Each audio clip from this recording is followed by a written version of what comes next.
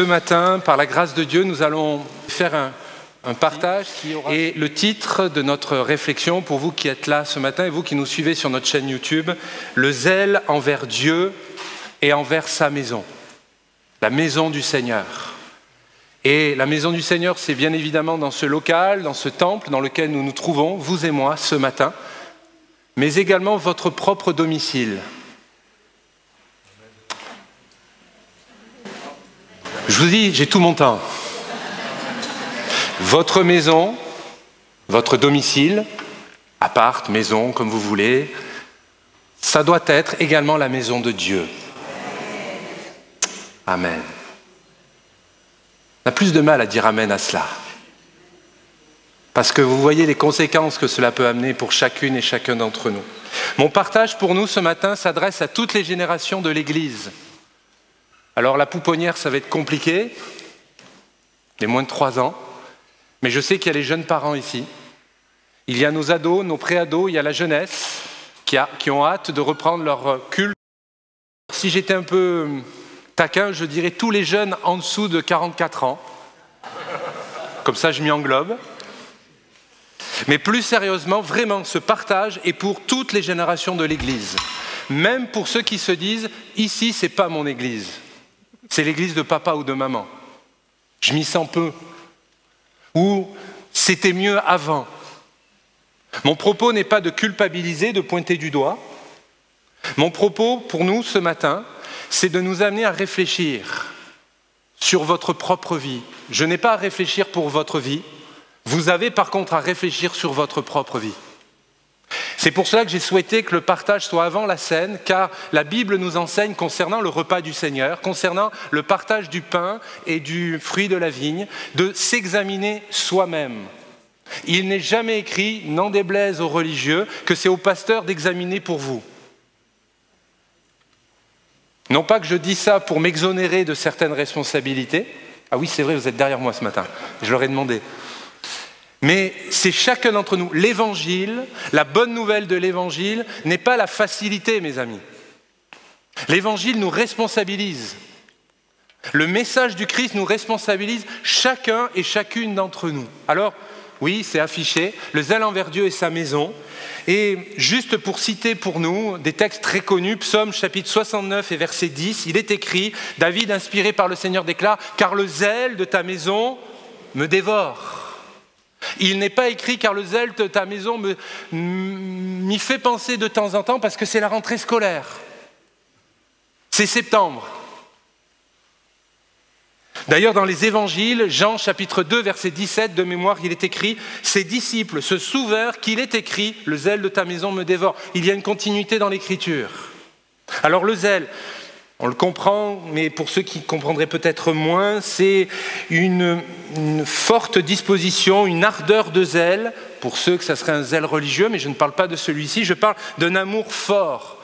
Notre cher frère le chante Marie-Jo, qui nous conduit, d'ailleurs ça a été pour lui toute cette semaine, pour ceux qui étaient présents, mardi soir, vendredi soir et dimanche matin, il a commencé chaque rencontre en nous apportant une bonne nouvelle, en nous disant que Dieu est bon, que Dieu est amour. Alors on peut en sourire, parce que ma foi, ça peut prêter un peu à sourire, mais c'est vrai. Dieu est bon pour toutes les générations. Le zèle, je veux juste faire 2 secondes un peu d'étymologie pour qu'on comprenne. Le zèle, c'est pas seulement ceux qui arrivent à 8h du matin ici, qui se mettent derrière le comptoir là-bas ou ici pour nous, ils arrivent à 8h le matin pour lancer des cantiques. Ils se tiennent devant Dieu, on se tient devant Dieu pour conduire l'Église dans la louange. Est-ce que vous êtes d'accord avec cela?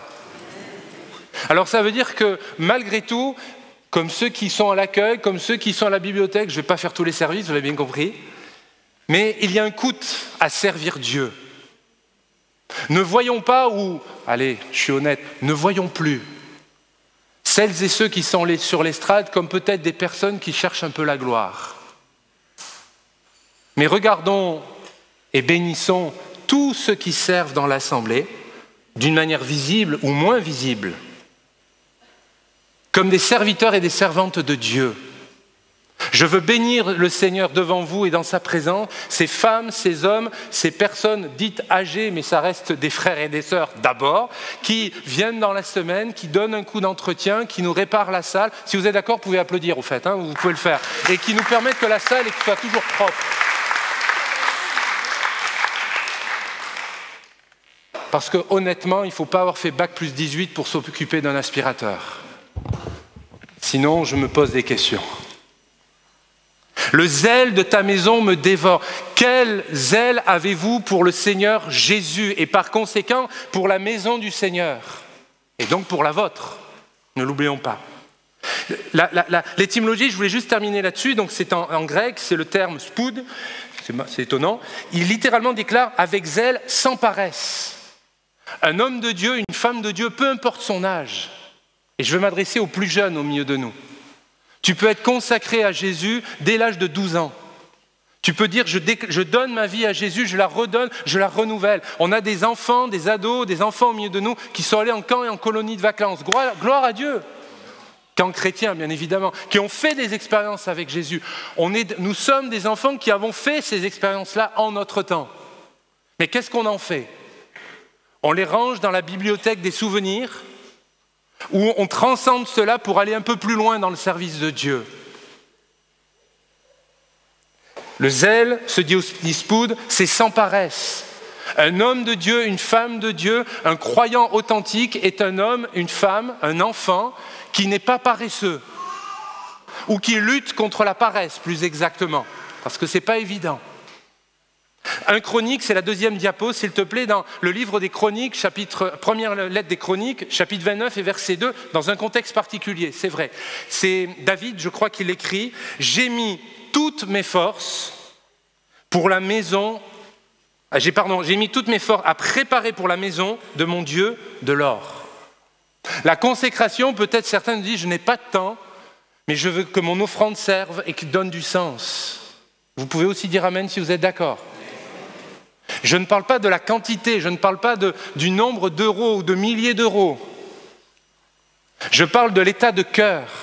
Je parle de vous et moi, et je m'adresse à toutes les générations de l'Église. Il est important que nos jeunes, nos enfants, vous compreniez qu'il est bon, c'est important d'apprendre à donner pour l'œuvre de Jésus. Je pensais que tous les parents allaient dire « c'est vrai ». Bon, j'ai encore une demi-heure pour vous convaincre. David a dit « J'ai mis toutes mes forces à préparer pour la maison de mon Dieu de l'or ». Au-delà de l'argent, car c'est un autre tabou en France et dans les églises. Dans quelle attitude de cœur êtes-vous venus ce matin? Êtes-vous venus assister au culte en se disant « bon, mais je suis là, c'est ma communauté, je vais retrouver des frères et des sœurs ». Peut-être que certains se posent des questions, est-ce que c'est la bonne assemblée, je dois venir ou pas, ça vous appartient. Et dans les minutes qui vont suivre maintenant, j'aimerais qu'on réfléchisse ensemble sur une histoire vraie bien sûr que nous trouvons dans l'Écriture, c'est dans le livre des Juges, l'histoire de Samson. J'aime Samson. J'aime cette histoire qui est tellement bénissante, qui nous parle sur plein d'aspects. Et on va faire ce parallèle, et vous pouvez déjà chercher avec moi Juges chapitre 13 et verset 1er, et les versets suivants, on va les lire dans quelques instants, mais comme ça je peux entendre le doux bruit des pages qui se bruissent, donc ça c'est bien. Et ce sont des textes très connus que je vais survoler pour certains et on va rentrer en profondeur pour d'autres. Bien sûr, il est écrit, Juges 13, verset 1er et suivant, « Les enfants d'Israël firent encore ce qui déplaît à l'Éternel, et l'Éternel les livra entre les mains des Philistins pendant 40 ans. » On va rappeler le temps des juges, c'est un temps où le peuple de Dieu, que ce soit dans le nord ou dans le sud, se sont éloignés des préceptes du Seigneur. Je fais rapidement là-dessus. Comprenons la notion de 40 ans, c'est la réelle, mais c'est une notion de génération. Ça parle aussi du fait qu'une génération, c'est fourvoyer, c'est tromper. C'est pour cela que j'avais vraiment à cœur que toutes les générations de l'Église puissent entendre cela. Donc les enfants, les ados, soyez attentifs, s'il vous plaît. Il en va de votre vie, de votre éternité, de votre Église également. Alors cette époque, c'est une période particulièrement troublée, nous le savons, l'histoire nous le rappelle, d'anarchie, d'idolâtrie. On pourrait faire la comparaison très facile avec notre société actuelle, bien évidemment. Et au milieu de son peuple, Dieu va susciter une sorte de 12 libérateurs qui vont être nommés juges à certains moments pour repousser l'adversaire païen, la culture païenne, les tentations, etc. Juge, je le cite juste pour nous, que vous compreniez bien. Juge, chapitre 17, verset 6. En ce temps-là, il n'y avait point de roi en Israël. Et vous connaissez ce verset. Chacun faisait ce qui lui semblait bon. Dans le livre de Samuel, 1 Samuel 3, verset 1er, le jeune Samuel était au service de l'Éternel devant Élie. La parole de l'Éternel était rare en ce temps-là. Les visions n'étaient pas fréquentes. Pourquoi je prends ces deux textes? C'est au même moment. Au même moment, mais à deux endroits différents. Il est bon, malheureusement, je ne sais, bon, je fais une comparaison, en ce temps-là, les visions n'étaient pas fréquentes. On pourrait dire aujourd'hui l'exercice prophétique de l'Assemblée, que le Seigneur se serve de moi dans l'exercice des dons spirituels. Je m'adresse à chacune et à chacun d'entre vous. Eh bien, force est de constater, je parle pour ma propre vie, ce n'est peu fréquent. Mon propos, je le répète, n'est pas de culpabiliser, de pointer du doigt, mais nous amener quand même à réfléchir. Nous louons et nous bénissons un Dieu vivant. Vous êtes d'accord avec moi? Il n'y a pas de statut. Premièrement parce que Dieu l'interdit, mais parce que nous, on ne prie pas un Dieu mort. Et peut-être que certains, il y a une odeur de mort dans votre vie, dans cette maison, dans votre maison, mais même dans votre culte. Notre Dieu est vivant et vrai. Ce n'est pas seulement parce que je le dis, mais c'est parce que la Bible le déclare. Tiens, petite parenthèse. Dimanche dernier, nous avons prié pour une sœur. Elle a demandé l'onction d'huile. Je ne dis pas le nom parce qu'on passe sur Internet. Dieu l'a bénie. Cette semaine, elle m'a appelé, on a échangé plusieurs textos. Elle va extrêmement bien. Gloire à Dieu. On peut bénir le Seigneur quand même. On va se réjouir des bonnes nouvelles. Amen. Ça peut encourager ceux et celles qui passent par la maladie. Dans ce temps-là, il y avait moins d'ordre, il y avait moins cette recherche. Mes frères et sœurs, chers amis, ça peut nous coûter de venir le dimanche matin ici, mais si vous ne vivez le culte que d'une manière passive, tôt ou tard, l'ennemi de votre âme, de notre âme, va gagner sur vous. Je vous invite ce matin à considérer ces quelques paroles, peut-être maladroites. Je vous invite à considérer ce que Dieu en réserve pour chacune et chacun d'entre nous. Hommes et femmes, enfants, adolescents et adultes. Je suis toujours stupéfait en lisant l'histoire, et on est très proche là dans nos Cévennes, de savoir qu'à l'époque, il y a 2-3 siècles, quand les dragons du roi, alors pour ceux qui ne connaissent pas trop l'histoire, les dragons, c'est pas dragons, non, c'est les soldats. Les soldats du roi de France venaient pour pourchasser les croyants dans les Cévennes, et ces hommes, ces femmes étaient prévenus par le Seigneur, par le bébé qui était emmailloté et qui leur parlait dans un bon, non pas français, mais en François. Alors qu'eux, ils parlaient le patois d'alors, la langue d'oc. Imaginez la scène. Donc le Saint-Esprit n'a pas vieilli. Le Saint-Esprit ne change pas, n'a pas changé, pardon. Donc, quelle serait ma réaction quand j'entendrais un don spirituel apporté par un enfant au milieu de nous? Je parle de moi. Quelle serait ma réaction de voir l'onction du Saint-Esprit se déposer sur l'un ou sur l'autre? Mais ça, ce n'est pas parce que ça se prêche que ça se décrète. Il y a tout un processus d'éducation, d'église familiale, et c'est ce qu'on va développer maintenant. Dans ces textes, dans les Juges, nous voyons que, à la fin de la période mouvementée de cela, va naître un enfant du nom de Samson, qui signifie littéralement petit soleil, pour les férus de tout cela. Et cet enfant, la venue, l'annonce, c'est une annonce, cette consécration va être annoncée, prophétisée et révélée. On lit ensemble Juges chapitre 13, verset 2 au verset 5. Inclus. Il est écrit, il y avait un homme de Tsoréa, de la famille des Danites, comprenez, de la tribu de Dan, pour que vous compreniez bien, donc c'est au sud, juste à côté d'eux, il y a les Philistins, c'est ceux qui sont le plus près de la frontière avec les ennemis, ça chauffe pour eux régulièrement, c'est ça qu'il faut comprendre. Sa femme, on ne connaît pas son prénom, était stérile et n'enfantait pas. Un ange de l'Éternel apparut à la femme et lui dit, « Voici, tu es stérile et tu n'as point d'enfant, tu deviendras enceinte et tu enfanteras un fils. Maintenant, prends garde, ne bois ni vin ni liqueur forte et ne mange rien d'impur, car tu vas devenir enceinte et tu enfanteras un fils. Le rasoir ne passera pas sur ta tête, parce que cet enfant sera consacré à Dieu dès le ventre de sa mère. Et ce sera lui qui commencera à délivrer Israël de la main des Philistins. » Quelques commentaires sur ce texte avant d'aller plus loin. Remarquez qu'il y a une révélation. Remarquez que, c'est étonnant, il est bien dit, maintenant, prends bien garde. Il ne lui est pas dit, écoute, lui, cet enfant, il faudra qu'il s'abstienne. Mais toi, d'abord, abstiens-toi de ces choses. Et là, je veux m'adresser aux adultes que nous sommes, et aux jeunes adultes, et aux jeunes parents au milieu de nous, et aux jeunes grands-parents au milieu de nous. Savez-vous qu'on ne se reproduit que selon notre espèce ? Vous me direz, c'est logique. Si nous désirons que nos enfants soient des hommes et des femmes de Dieu, eh bien vous savez quoi ? Montrons l'exemple. Si nous désirons qu'ils aiment la Bible et le Dieu de la Bible, vous savez quoi ? Aimez la Bible et le Dieu de la Bible. Si vous voulez qu'ils aiment votre Église, oh, on n'est pas parfait. Amen. Je le dis. Mais vous savez quoi ? Aimez votre Église. Et nous, les adultes, apprenons à moins regarder ce qui ne va pas, ou les tics du prédicateur, et ils sont nombreux. Mais regardons surtout, et je l'espère et je le crois, à l'onction et à l'action du Saint-Esprit. Si nous désirons que nos enfants puissent aller plus loin que nous, ça, c'est pas trop français. Mais si nous désirons qu'ils puissent aller plus loin, si nous désirons, et parfois mes collègues pasteurs ont raison d'insister, si nous désirons que l'Église lève des ministères, ça me coûte.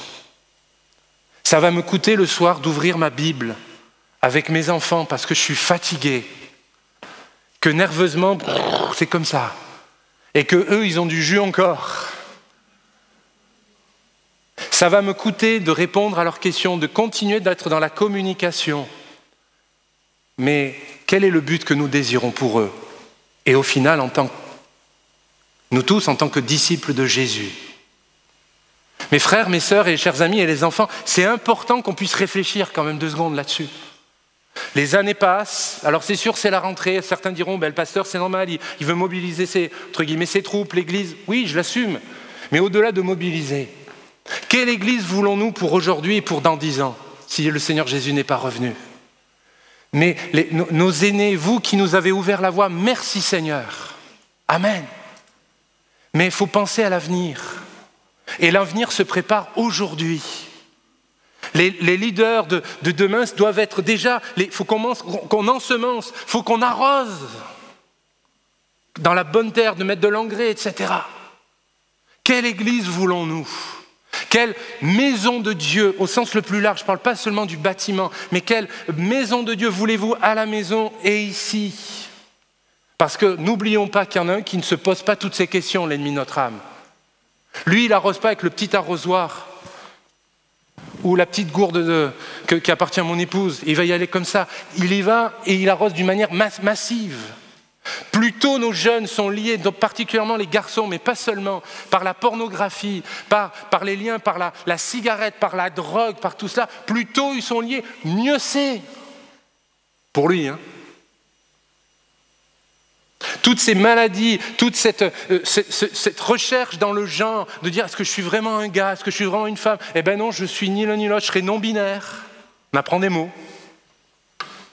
C'est une réalité d'aujourd'hui. Je ne dis pas qu'on est d'accord, bien évidemment. Mais si nous, vous, moi, l'Église que nous représentons, nous n'apportons pas une réponse concrète, forte, structurée à la nouvelle génération, rassurez-vous, en face, ils ont déjà toutes les réponses. Et vous avez compris que le mot « rassurer », c'était un peu de la provoque. Ce jeune homme, cet enfant, il y a une prophétie sur sa vie. Ça ne veut pas dire que parce qu'il a reçu quelque chose, ses parents ont reçu quelque chose, que tout va bien aller dans sa vie. Vous êtes d'accord avec moi ? On connaît l'histoire. Ça veut dire qu'on est maître, chacun et chacune d'entre nous, des décisions dans nos propres vies. Et là, je m'adresse à toutes les générations, les adolescents, les préadolescents et tous les adultes. On peut être enfant de chrétien, enfant de chantre, petit-fils ou fille de chantre, de pasteur ou autre. Ce n'est rien face à la réalité de la vie. C'est pour cela, réfléchis quels sont, et j'insiste, et je me permets de tutoyer, réfléchis quels sont tes choix qu'il y a dans ta vie. Réfléchissez quels sont les choix qu'il y a dans votre vie. Savez-vous qu'on n'a qu'une vie? Moi, je désire que ma vie soit agréable à Dieu. Je désire que chaque souffle de ma vie, quand je dois apporter la parole, puisse vraiment avoir un impact dans le cœur des uns et des autres, pas juste sur une réunion, pas juste sur un culte, mais qu'il y ait une conséquence jusque dans l'éternité. Mais vous et moi, et nous tous, souhaitons, désirons-nous également cela? Ou simplement on se laisse porter par l'inertie de la vie? Remarquons également que la prophétie est précise. Quand Dieu parle, c'est précis, ce n'est pas vague. Remarquons la fin, c'est le verset 5, il est écrit « Ce sera lui qui commencera à délivrer Israël de la main des Philistins ». Et là, dans cette parole qui est prophétique, ça ouvre également une référence à Samuel et à David, qui rentreront dans ce travail de libération du peuple. Moi, j'y vois là aussi la beauté de l'église locale, la beauté de la transmission de génération en génération. Tiens Marie-Jo, viens 2 secondes. Tu as bien fait de rester là. Tu vas représenter la génération juste au-dessus de moi. Forcément. Ben forcément. Et on fait un passage de témoin. Un passage de témoin, ça ne veut pas dire que je le rejette maintenant. Un passage de témoin, c'est que j'ai besoin d'apprendre de son expérience. J'ai besoin d'apprendre de ses erreurs pour faire en sorte d'en faire moins. Parce que je n'ai pas la prétention de ne plus en faire. Et que lui, ce qu'il représente, puisse nous bénir. Je te remercie. Vous pouvez l'applaudir, vous pouvez lui remercier.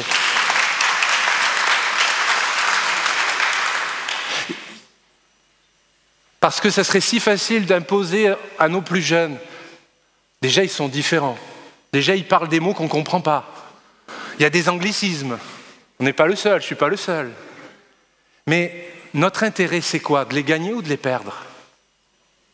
Notre intérêt, c'est de les voir là, en attendant d'avoir 18 ans et de vite ne plus venir à Réal Panier. Nous, notre objectif avec l'équipe pastorale et avec les responsables, et d'ailleurs le week-end, dans 2 semaines, on va se réunir pour cela, notre désir, ce qui brûle dans notre cœur, c'est de gagner chaque personne à Jésus.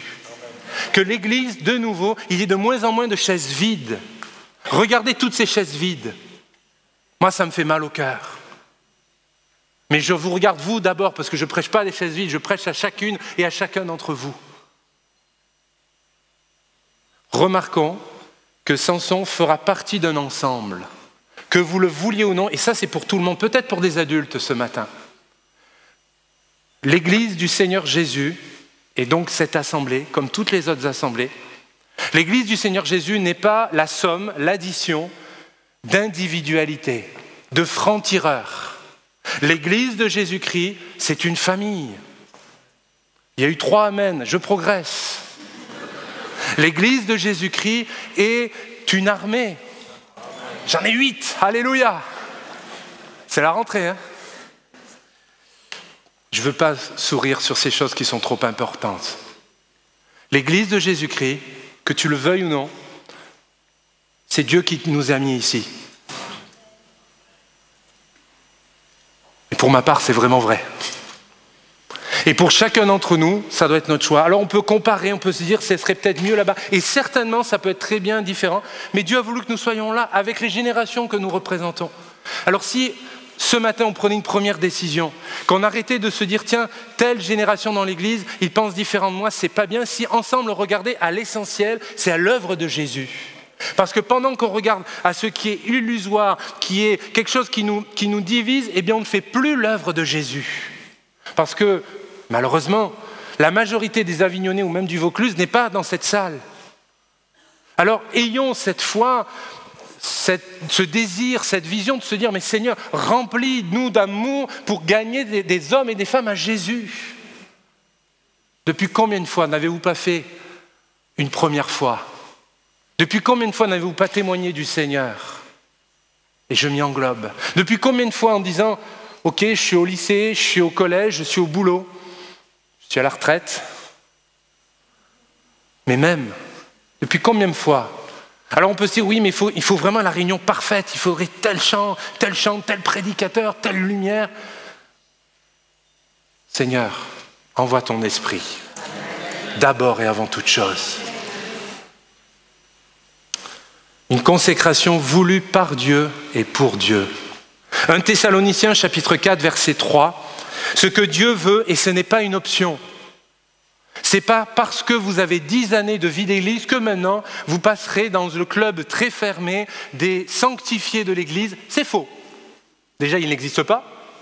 Mais parfois dans nos têtes, on a un peu des schémas. Et je m'adresse aussi aux enfants de l'église.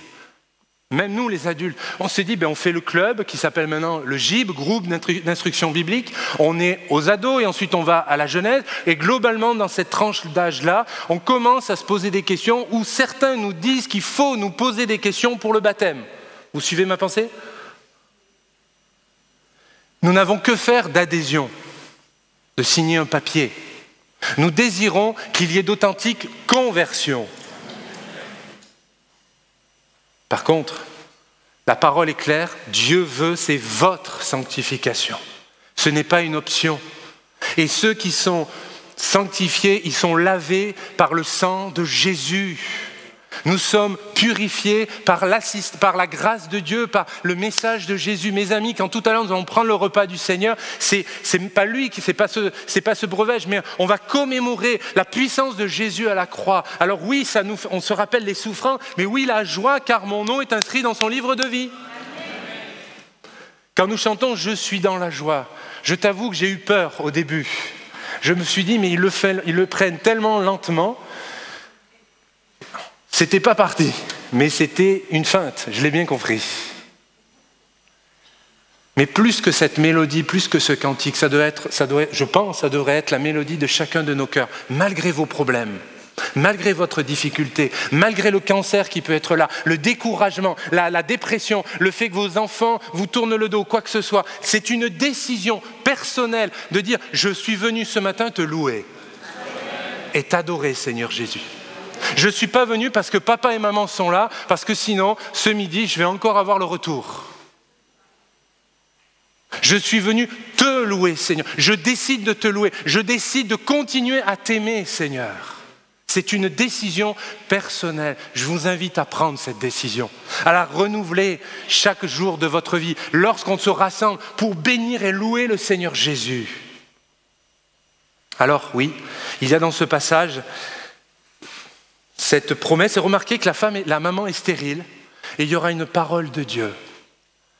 J'ai toujours du mal, ça c'est personnel, à exprimer et un frère récemment me disait que ça serait quand même bien pour l'Église. Bon, j'ai toujours du mal à exprimer ce que le Seigneur a pu se servir de nous dans l'exercice du ministère. Mais ce mot stérile fait un écho dans mon cœur. Il y a quelques années, dans des périodes assez différentes, 2 couples sont venus nous demander de prier pour eux parce qu'ils étaient stériles. Je passe les détails et je veux donner toute la gloire à Dieu. Un couple a eu des jumelles et l'autre a eu bien sûr leur première fille. Alors je ne suis pas le pasteur qui donne des enfants de grâce. Ce pourrait être mal interprété. Mais je sais que Dieu est celui qui donne la vie. Et ça, nous l'attestons, nous le prouvons et c'est une réalité. Et nous bénissons Dieu vraiment pour cela. Après, il y a le côté spirituel. Ils sont dans la ligne de front, la tribu de Dan, je vous en ai parlé. Ils savent que très régulièrement, ils sont envahis par les Philistins. Ils le savent. Toutes les générations de cette tribu, les enfants, les ados, les jeunes, les adultes, savent que régulièrement, ça va fighter, ça va combattre. Et parfois, on peut être stérile, ou avoir le sentiment d'être stérile. Un ami me disait cette semaine, il dit, tu sais Cédric, j'ai l'impression que ma prière, c'est des reins, j'ai l'impression que ça passe pas. Je lance ma prière et ça revient contre le plafond. Qui a déjà vécu ça? Qui a l'impression de se dire, mais le Seigneur n'entend pas ou n'entend plus ma prière?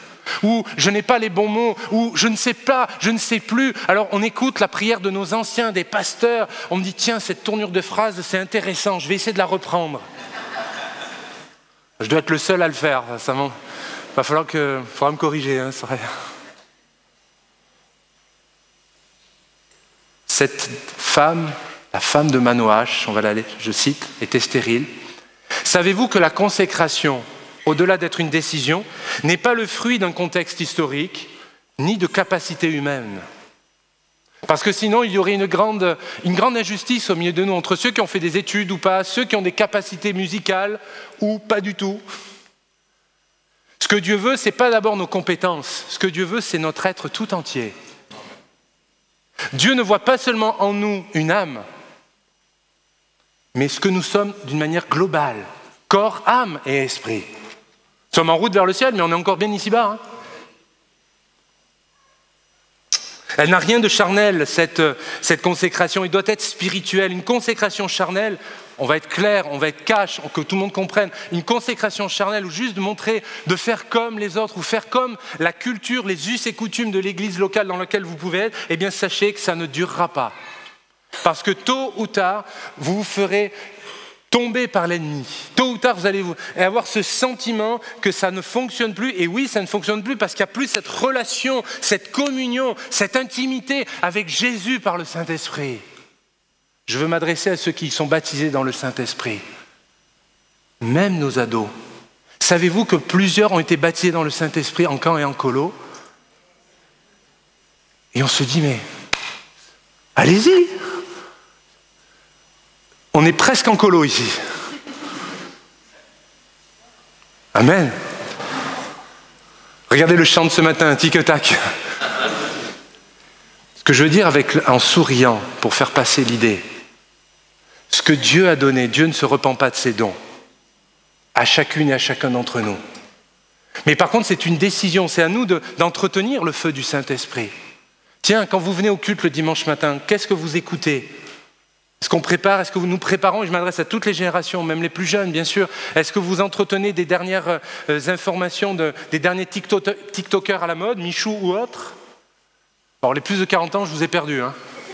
On fera le débriefing tout à l'heure. Mais est-ce que déjà vous dites, Seigneur, je viens à l'église, mais je voudrais que tu parles à mon cœur. Écouter de la musique ou pas, peu importe, mais c'est important de préparer notre cœur. Et nous, parfois, on a ce sentiment, on sent parfois qu'il y a un combat, non pas dans l'église, mais dans les cœurs, dans certaines choses. Imaginez, je ne suis pas Martin Luther King, mais je n'irai pas jusqu'à dire que j'ai un rêve, mais imaginez si tous les croyants, chaque dimanche matin, s'étaient préparés dans la prière. Moi, je veux le vivre. Et je vous encourage à le faire. Je vous encourage. Se préparer, ce n'est pas 2 heures auparavant dire simplement, Seigneur, je te prie que je ne veux pas être une barrière à la bénédiction, déjà pour moi-même, dans mon témoignage, dans mes paroles, comment je me gare à l'extérieur, comment je parle à ceux qui me reçoivent à l'accueil, etc., etc., etc. La consécration, elle est voulue par Dieu et pour Dieu. La consécration pour un but. Juge chapitre 13, verset 5, on l'a lu. Ce sera lui qui commencera à délivrer Israël. Pourquoi je désire me consacrer? Pourquoi je vous parle? Je vous invite à vous reconsacrer ou à vous consacrer à Jésus ce matin. Pourquoi Dieu désire cela? La consécration, j'aimerais vous rappeler, nous transforme. Continue une œuvre de l'Esprit en nous et au travers de nous. Êtes-vous pleinement satisfait de votre relation avec Jésus? Gloire à Dieu. Mais moi, je désire aller plus loin. Je désire être davantage intime avec lui. Je désire avoir plus de temps pour méditer la parole. Et vous? Alors si tu ne désires rien, attends patiemment la fin du culte. Mais ne gêne pas les autres. Et pour ceux qui désirent, je vous invite à être attentifs. La consécration nous transforme pour faire de nous quelqu'un de différent, pas comme nous on le désire, mais comme lui il le désire. Que quand Evelyne, et je prends l'exemple parce qu'elle est là, mais n'importe quel homme ou femme qui chante quand elle joue, c'est au-delà d'une partition de compétences. Moi je désire et on désire que chacun et chacune, ils vivent ce que nous chantions et que l'onction puisse continuer à se répandre sur l'église locale. Je sais que c'est leur désir. Je désire, et nous avons ce désir également pour le culte pour les enfants. Nous désirons qu'ils puissent développer le ministère de la louange, que nos gamins, permettés d'être un peu populaires de cela, puissent aussi avoir des temps dans la louange de qualité. J'en appelle à des musiciens. J'appelle aux musiciens chez les ados. Même s'il y a des fausses notes, c'est pas grave, viens avec ta guitare dimanche prochain. Et on va t'apprendre, et on va servir Dieu ensemble. Imaginez dans quelques dimanches, quand nous on sera en prière, on entendra tous les enfants chanter. Qu'il n'y ait pas un qui dise « Oh là là, ils font du bruit quand même ce matin ». Et là on pourra dire « Seigneur, bénis-les, envoie ton esprit, baptise-les du Saint-Esprit ». Je ne suis pas un rêveur, parce que je l'ai vécu bien des fois. Et je sais qu'on est nombreux à l'avoir vécu bien des fois. Et tel est notre désir. La consécration a un prix. Pas juste écouter un message. Pas juste de dire « je suis d'accord ». T'es d'accord ? Ben maintenant, il faut payer le prix. Jésus a tout accompli à la croix du calvaire pour nous sauver, pour nous libérer. Notre consécration, c'est de demander des choses. Depuis combien de temps n'êtes-vous pas venus en réunion de semaine pour vous dire « je vais prier et combattre avec mes frères et sœurs ». Combattre pas contre eux, avec eux. Alors je sais, il y a le travail, on a tous des agendas, mais comme j'aime le rappeler, autant on commence à l'heure, mais même si vous venez en retard, venez quand même. On se fait du bien dans la présence du Seigneur Jésus. La consécration influence les autres. Cette maman, ses parents, ont influencé Samson. Ont influencé Samson dans son témoignage. Ils lui ont inculqué ce qu'il ne devait pas faire. Eux, ils avaient reçu. Et plus tard, ils lui ont appris ce qu'il ne devait pas se couper les cheveux, il ne devait pas boire de vin, il ne devait pas s'approcher d'un corps d'un mort, etc. Ils savaient, parce qu'il y a eu la transmission. Vous et moi, vous avez eu des grands frères, des grandes sœurs spirituelles, des ministères, des hommes, des femmes de Dieu qui vous ont apporté, qui vous ont... les Québécois disent onctionné, qui vous ont transmis, gloire à Dieu.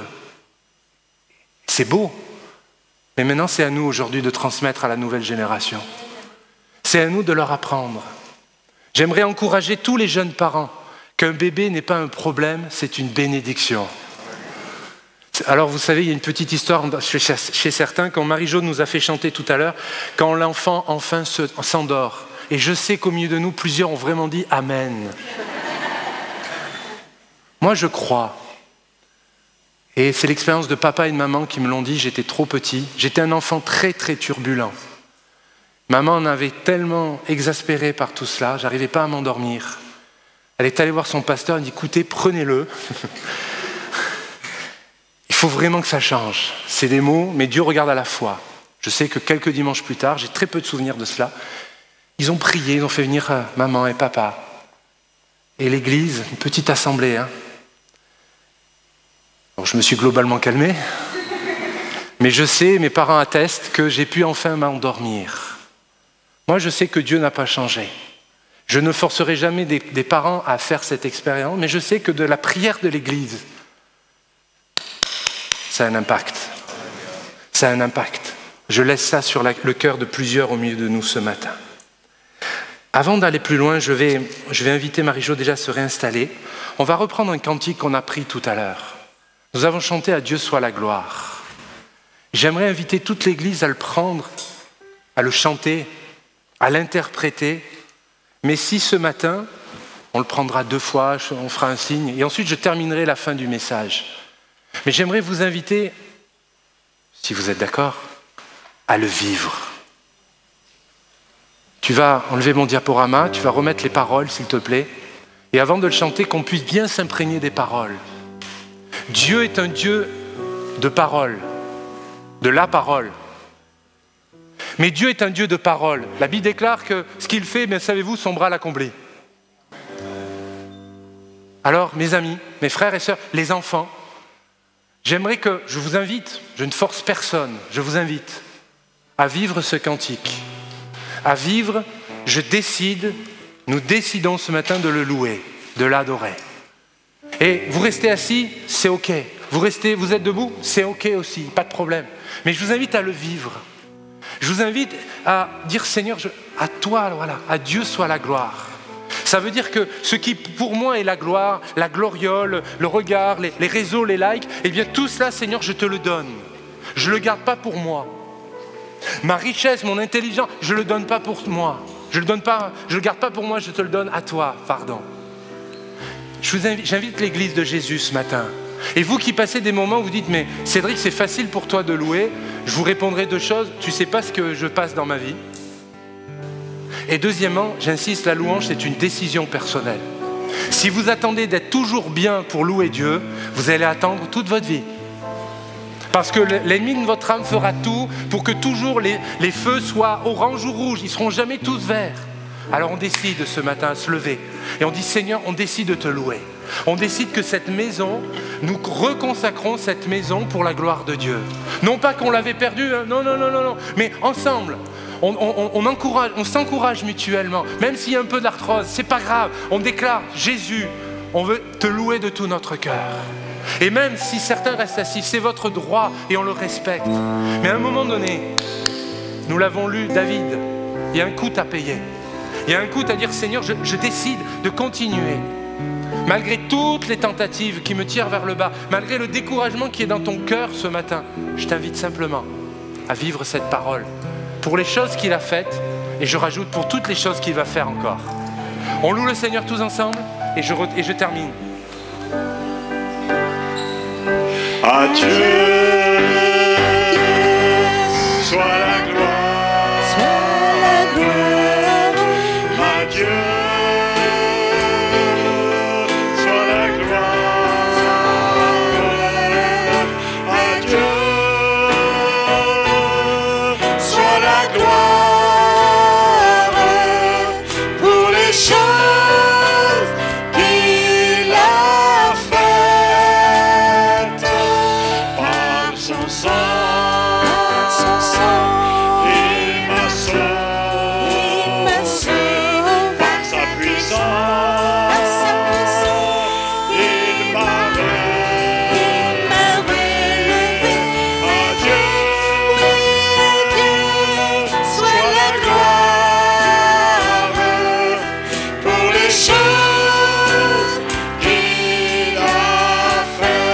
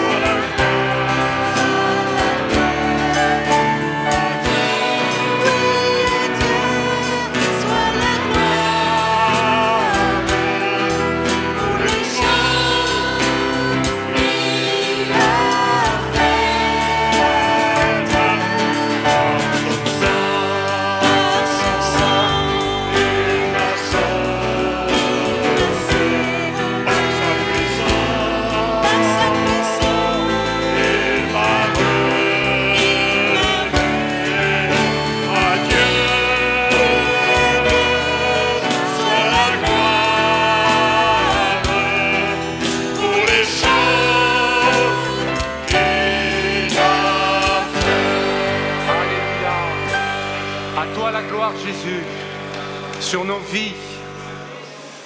Amen, vous pouvez reprendre place.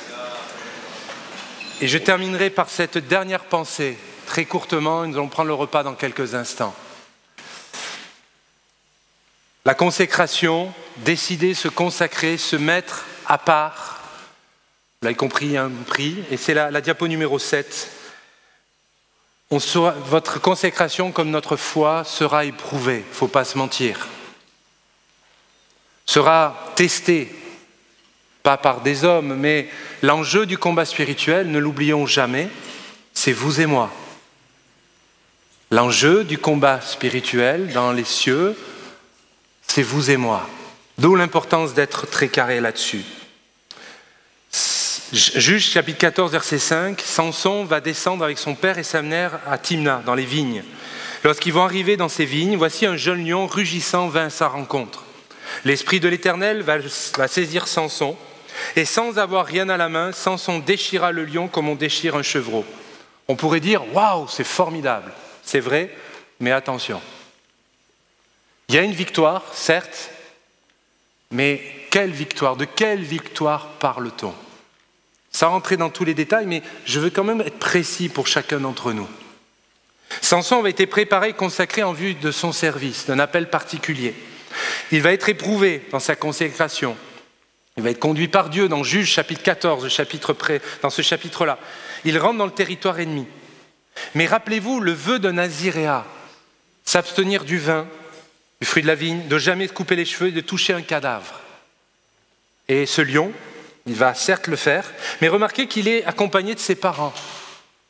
Autant ils ont été quand même, ils l'ont béni, ils l'ont amené, il est devenu un jeune homme, ils ont forcément, eux, pris un peu d'âge, de l'expérience, mais ils se sont laissés avoir. Je vais m'exprimer dans quelques instants, l'expliquer dans quelques instants. Samson va remporter de grandes victoires par sa force, mais savez-vous que parfois, écoutez bien cette phrase, l'ennemi a souvent des ruses plus subtiles. Il est même prêt à nous concéder une victoire pour que nous nous sentions forts et confiants en nous-mêmes et que nous négligions à la suite de nous appuyer sur Dieu. Pour ceux qui ont fait peut-être du judo, j'utilise la force de mon adversaire pour le mettre par terre. Et là, ça m'amène à réfléchir pour chacune et chacun d'entre nous. De quelle victoire s'agit-il? Quelles sont les victoires que tu peux avoir? Parce que parfois, oui, c'est dans le nom de Jésus, on peut proclamer bien des choses, on peut chanter et on a raison. Mais parfois, c'est l'ennemi qui fait croire que pour bien nous attaquer, nous faire du mal. Je rappelle ce texte qui est beau, qui est extraordinaire. Jésus est venu pour détruire les œuvres du diable. Jésus est venu pour détruire, pas pour les canaliser, pas pour orienter. La Bible déclare qu'il est venu pour les détruire, pas nous détruire. Mais c'est sûr que ça fait du mal quand on est tellement enraciné dans ces choses.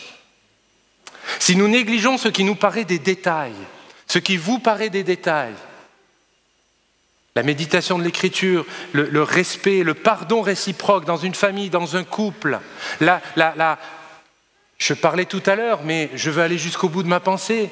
L'offrande qui est due à Dieu et que je garde parce que quand même j'ai mes loisirs, vous comprenez?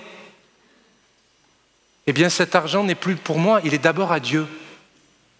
Parce que c'est Dieu qui me permet de vivre dignement, décemment. Ce n'est pas une question de la quantité, mais la mentalité. La Bible nous enseigne, que vous le vouliez ou non, c'est la première part qui est donnée à l'œuvre de Dieu. C'est la première part que je donne pour l'œuvre de Dieu, pas ce qui me reste à la fin du mois. D'ailleurs, je vous invite à faire cette expérience et vous verrez qu'à la fin du mois, vous en aurez davantage si vous gérez mieux votre argent. Je termine par cette dernière image, si tu peux l'afficher. Tu peux couper la lumière 2 secondes, s'il te plaît. Merci les frères. Derrière moi, vous avez l'image de séquoia du Colorado, des grands arbres. Et en plus, avec la vue de la photo, ça agrandit davantage, il y a une belle perspective. Tu peux cliquer sur le première fois. Et on raconte une histoire vraie, qu'il y a des séquoias dans cette région des États-Unis, un arbre fut frappé plus de 14 fois, frappé par la foudre. Mais il a tenu bon, il est resté vivant. Mais l'histoire se termine, tu peux cliquer sur le dernier bouton, mais il va être renversé par des petits coléoptères, insignifiants pour moi, destructeurs pour lui. J'ai peur de la foudre, mais alors les coléoptères, venez les gars, on va rigoler. Ce qui peut paraître grand pour l'un peut être petit pour l'autre et vice-versa. Ces grands arbres majestueux, forts, avec de grandes racines, 14 fois il prend la foudre, enfin 1 fois, 2 fois. Ok? C'est les coléoptères qui vont l'abattre. Il va être rongé de l'intérieur. Cette histoire vraie m'amène à réfléchir pour chacun d'entre nous. Tu peux remettre la lumière, s'il te plaît, merci. Samson a négligé sa consécration. D'autres passages de cette histoire vraie dans l'Écriture nous montrent qu'il s'est toujours dit « je m'en sortirai encore cette fois-ci ». Parce que quand même, il y a du muscle, quand même, j'ai l'onction, quand même, j'ai eu un bon enseignement. Papa Manoach et maman Manoach m'ont bien appris. Quand même, j'étais dans les ADD. Je fais un parallèle. Quand même, j'étais au culte pour les enfants avec telle monitrice. Ah bon? J'étais en colo de vacances. Et puis quand même, regardez mon CV, regardez tout ça quand même. Ouais, ok. 14 fois la foudre, les coléoptères. La consécration, c'est tout au long de notre vie. Nos aînés, vous êtes là ce matin, nous voulons vous bénir et vous dire qu'on a encore besoin de vous, qu'on a besoin de vous dans cette consécration et de nous aider peut-être à éviter certaines erreurs, de nous aider et de soutenir toutes ces nouvelles générations dans l'Église à aller encore plus loin pour l'œuvre de Dieu, par sa grâce, par la grâce de Jésus. Et les plus jeunes, les enfants, les ados, les adultes, les jeunes couples, les célibataires, etc. À vous, nous tous, eh bien, il faut se lever, il faut servir. On n'a qu'une vie. Veux-tu qu'à 60 ans, tu te dises « Qu'est-ce que j'ai fait de ma vie ?» Moi, j'aimerais tellement qu'on puisse tous ensemble décider et de continuer à servir Dieu. Oh, chacun à son niveau. Il y a des chefs d'entreprise, il y a des uns et des autres. Et je sais le témoignage que vous pouvez avoir dans tel ou tel endroit et que Dieu soit béni. Mais dans Juge chapitre 14, verset 8, quelque temps après, il est écrit « Il va se rendre de nouveau à Timna pour la prendre et se détourna pour voir le cadavre du lion.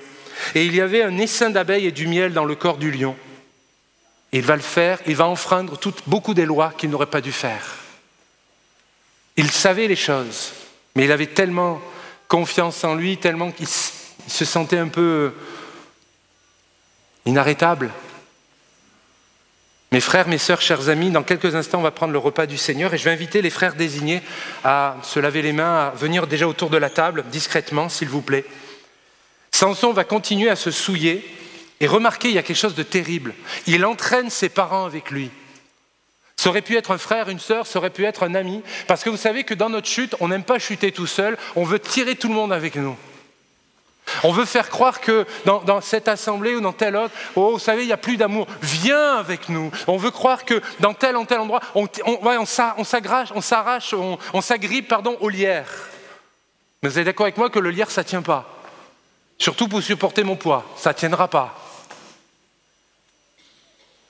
Notre responsabilité, elle est individuelle. Mais bien des fois, parce qu'on n'est pas suffisamment conséquent, on veut attirer d'autres dans notre chute.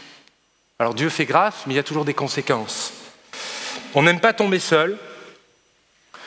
Et ma conclusion sera très simple, très pratique pour chacun d'entre nous.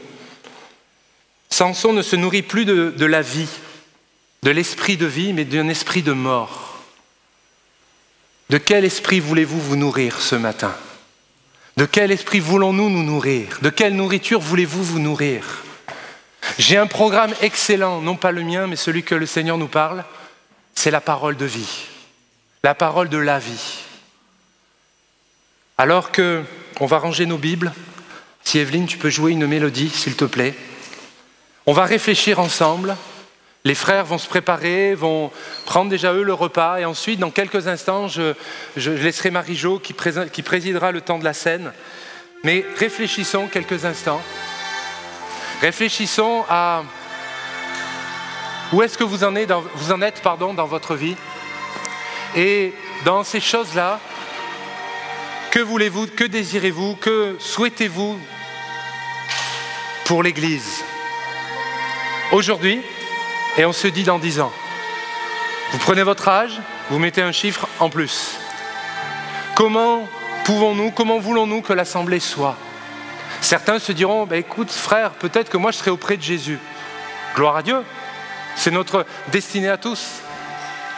Mais quel héritage voulons-nous laisser à notre prochain? Quel héritage voulons-nous laisser à l'Église? Je ne parle pas seulement d'argent, je parle d'impact, je parle d'onction, je parle de dynamique spirituelle. Alors qu'on ferme nos yeux maintenant et on va prier Dieu. Samson était consacré dès le ventre de sa mère. Il était annoncé comme un de ceux qui allait permettre la délivrance. Peut-être qu'il y a des amis, des frères, des sœurs, des enfants, où dans votre cœur vous dites, mais moi je crois avoir reçu une parole de Jésus pour ma vie. Waouh! Ça fait peur, on peut trembler, on peut être tout ce qu'on veut. Garde ces choses dans ton cœur, mais prépare-toi. J'aimerais m'adresser à tous ceux qui vont à l'école. École, collège, lycée, université, qu'est-ce qui nous reste? Déjà tout ça. Dites-vous que vos études soient pour la gloire de Dieu. Dans le service de Dieu, il n'y a pas besoin que de pasteurs et de chantres. On a besoin de médecins qui soient des croyants, des comptables, etc. Vous comprenez? Des éboueurs qui soient des chrétiens également, peu importe. Alors que tes études, dis-toi Seigneur que de prie Jésus pour que le Seigneur puisse t'orienter également. Consacre-toi. Peut-être je suis convaincu qu'il y a des jeunes qui eux, ça fait des années qu'ils grandissent dans l'église. Alors des messages, ils en ont entendu, ils se sont convertis, vous appartenez à Jésus. Vous attendez juste d'avoir l'âge pour vous faire baptiser. Et je sais que peut-être certains vous disent, mais moi je voudrais aller plus loin dans l'étude de la parole. Parce que dans mon cœur brûlent des choses. Eh bien prie Dieu, viens voir tes pasteurs, parle-en avec tes parents. Parce que je sais qu'une vie sans Jésus, c'est tellement dommage. Mais une vie avec Jésus, c'est extraordinaire, mes amis. Et nous, les adultes, nous qui, par la grâce de Dieu, Dieu nous a bénis ou on fait de notre mieux, soyons des hommes et des femmes qui puissions transmettre la bénédiction. Alors je vais laisser Marie-Jo introduire maintenant la scène, s'il te plaît. Et après son temps, on va tous ensemble se lever pour prendre le repas du Seigneur.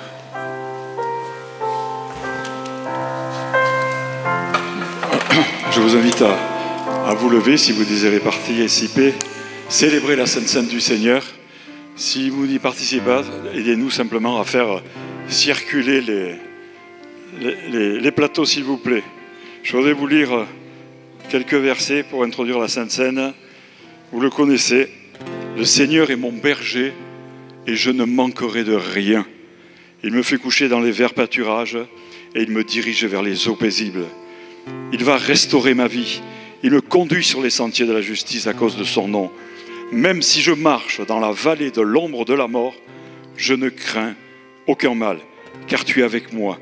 Ta houlette, ton bâton, voilà mon réconfort. Tu dresses devant moi une table, en face de mes adversaires, et tu enduis ma tête d'huile, ma coupe déborde. Oui, le bonheur et la fidélité m'accompagneront tous les jours de ma vie, et je reviendrai à la maison du Seigneur pour la longueur des jours.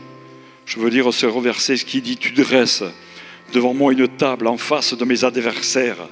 Le Seigneur est là pour nous protéger. Il enduit d'huile notre tête. Notre coupe déborde avec le Saint-Esprit. Oui, le bonheur, la fidélité m'accompagneront tous les jours de ma vie, comme l'a dit Cédric, et je reviendrai. Revenez dans la maison du Seigneur pour la longueur de tous vos jours, pour être avec nous dans l'éternité. Que son nom soit béni. Continuons, frères et sœurs, à louer et bénir le Seigneur.